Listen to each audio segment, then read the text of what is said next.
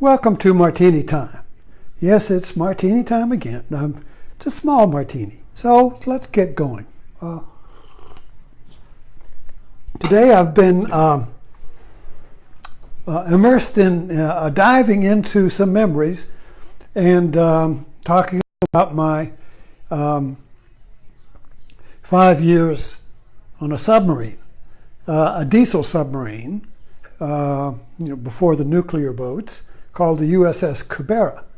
I had been some time ago. I had answered a question on Quora, where I answer questions, and one of the questions was about a submarine. So I started writing about my experiences on this submarine, and people would keep upvoting it, so I keep writing another thing. So then today I put it all together on my blog and link that to my Facebook page. So there are pictures there, and the story I wrote is there.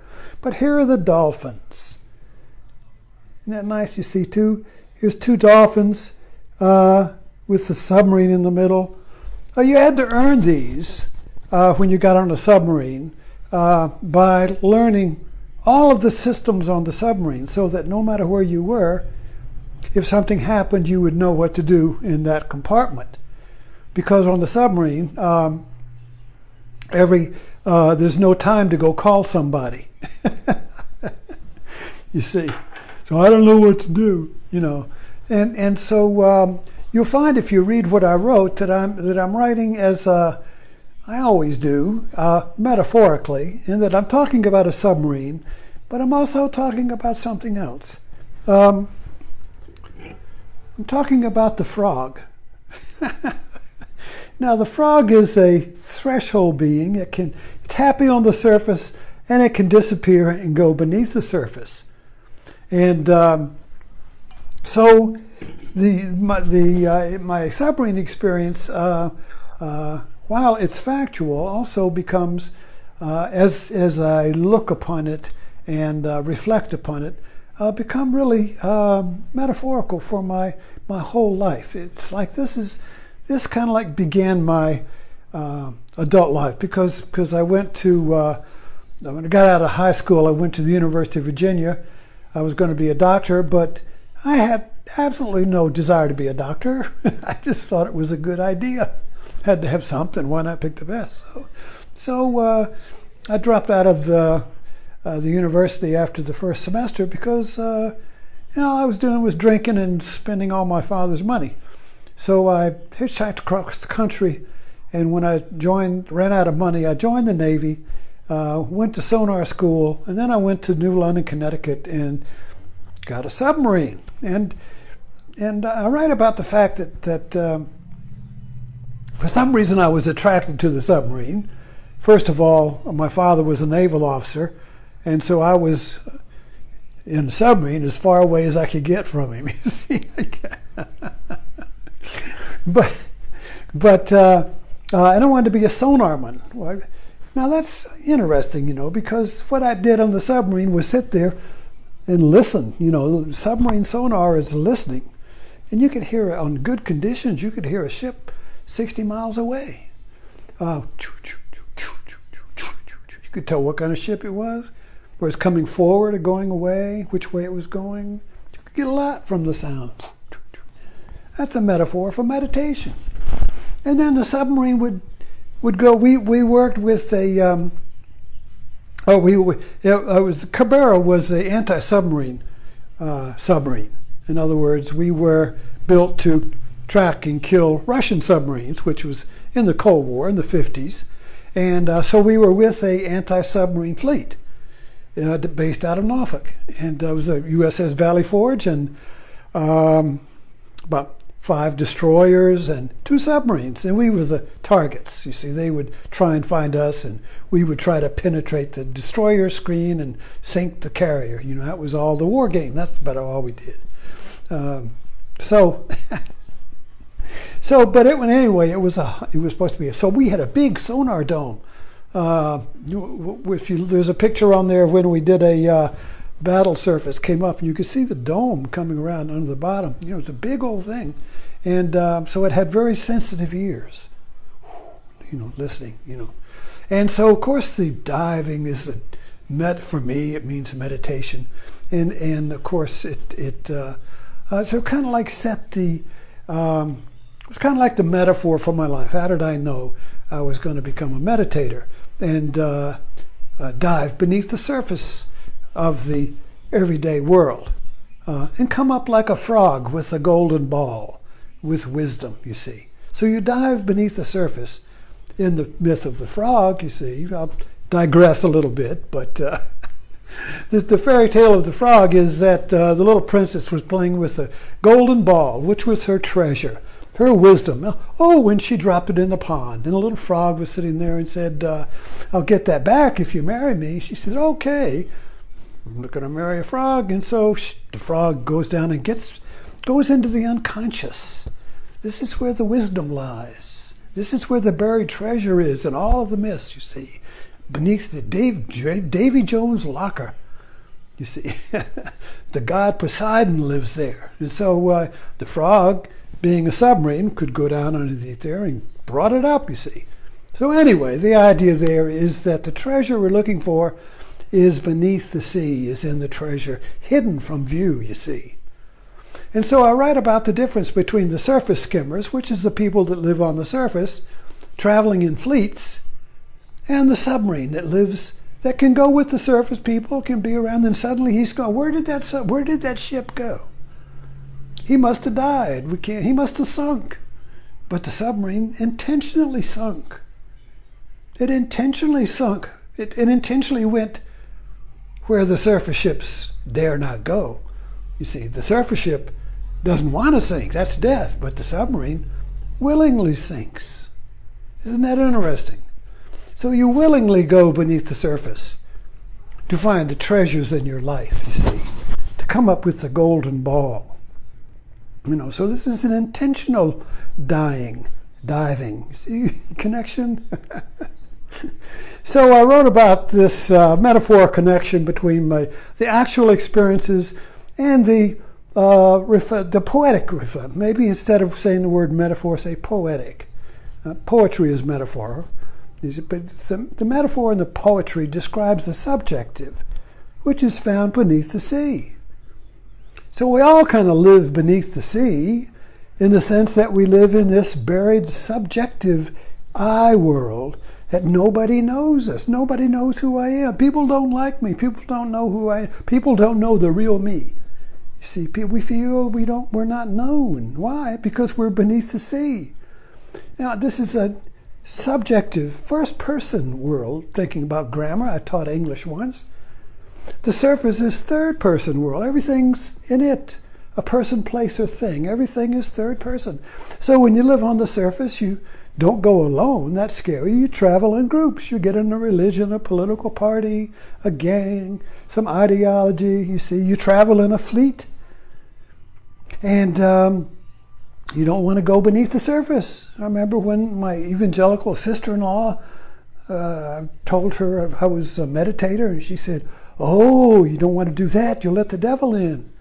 You don't want you see, don't go beneath the surface. Surface ships don't go there. If you go there, you're sunk. You see. So, anyways, for some reason I got into submarines. And the other thing, too, is that the submarine crews are like a tribe, or like an ant colony, or like a tribe, in the sense that a primitive tribe, a hunter tribe. In other words, in a tribe, every individual in a tribe has all the skills of the tribe. So everybody has the same unique tribal identity. Every tribe member has the skills of the whole tribe, and they all work in unison. So you see tribal people, they may be rowing a boat, they may be chopping wood, they're all moving in unison, like an organism. Nobody's running around telling everybody what to do. They move like an ant colony. Tip over an ant colony, and the ants go wah all over, and then the next thing you know, in unison, they've moved off somewhere. Nobody ran around and told every ant what to do. They just knew organically what to do as a single unit, you see. So a submarine crew was kind of like that, had an esprit de corps. And I remember once I went on the carrier, and I was going to go to movie projector school. I was going to be a movie projector. That's another interesting thing. Projecting, yeah. And so they flew me. They sent a helicopter over and lifted me off with a strap and picked me up and dropped me on the aircraft carrier. And the next morning, I went off in a catapult plane to Norfolk, and they flew me all the way to New London to do the movie school. And then I came back as a projectionist. But anyway, while I was on the carrier, I noticed the difference between the surface life and the submarine life. On the carrier, everybody's compartmentalized. I mean, you know your job in your compartment, but you don't know anybody else's job. And they had guys with MA on their shirt, you know, and they would go around and write you up if you wasn't on right, or if you had your wrong color shoe on or something. I don't know. But they had police. You see, that was there's no sergeant, there's no police on the submarine, and everybody knew everybody else's job. I mean, you specialized. Nobody else knew how to operate the sonar gear, but there was a sense that wherever I was, wherever you would all know the submarine's essential systems. You see, so there's a totally different paradigm that operates between the surface life, that's all regimented, and the submarine life. A good movie to exemplify that would be Braveheart. That would be a movie of the British regiments marching in lockstep with the police behind them to make sure that nobody ran back. You're all motion forward, you see, but it's in regiment. And but then you have Braveheart, which is a tribal warriors. They're all just a bunch of guys hanging around with kilts, you know. They didn't march in lockstep. This was a warrior, you know. So this is a whole different paradigm: the regiment versus the tribe. And of course, so this was kind of like reflected on there too. The difference between the two worlds. The surface world, and the submarine is interesting because it can play in both worlds. It can be a ship, can go with the fleet. Hi everybody, hi, you know, and then next to it, it's by itself, a loner. Nobody knows where it is, you see. And so I just find this fascinating in my own life to play these different dimensions against each other and come up with a story that holds them together. That's what a metaphor is. A metaphor, which is art, is an art or an image or a story or a poem that holds two contradictions together as one thing. And this goes back to, where did I put it? Here. See, this is a metaphor, metaphorical in the context of what I'm talking about. You have two opposites, two contradictions held together in one situation, or one, you know, this is the right and the left are opposites. They're opposites, you see. But the dolphin pen holds the opposites together in one situation, one container, one metaphor. So this is a metaphor for the yin-yang, in a way. It's a metaphor. It's the thing for the battery. Here you have the positive and the negative, and the battery contains the opposites and generates energy. So when you contain the opposites in a metaphor, a poem, a poetry, a book, a story, an image, a statue, when you contain the opposites, you generate energy. The energy is contained. The energy is available. When the opposites are not contained, they exhaust themselves trying to find the one, you see. So the metaphor is the one that holds the two together and generates free energy for creativity, for transcendence, for joy, you see. And when the two opposites don't have a container, they fight each other in an Ouroboros. That's the snake eating its tail. Wow, wow. a feedback loop. Unless you stick a mic in front of an amplifier, wow, wow, wow, wow, wow, turn it off. You see, you see, it'll explode. It's not contained. The opposing frequencies are not contained. So they expand until they explode, until they destroy the system. So anyway, this is enough for today. Thank you for dropping in, and check my Facebook and my blog, which is linked on my Facebook, where I tell the story of Run Silent, Run Deep. And thanks again. So here we go.